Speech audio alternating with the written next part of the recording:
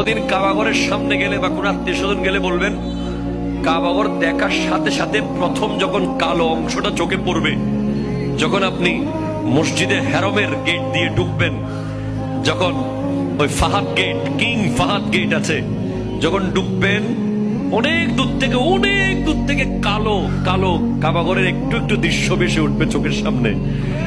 তখন দোয়াটা করবেন, কি দোয়া করবেন কয়টা? যখন কয়টা?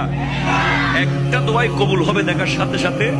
কাবা ঘর দেখার সাথে সাথে প্রথম যে দোয়াটা করবেন ওটা কবুল করবেন কে?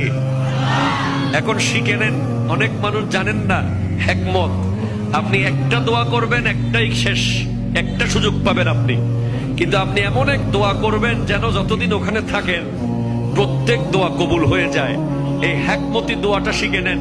আপনি বলবেন, আল্লাহ আমি 10, 12, 15 যতদিন এখানে থাকবো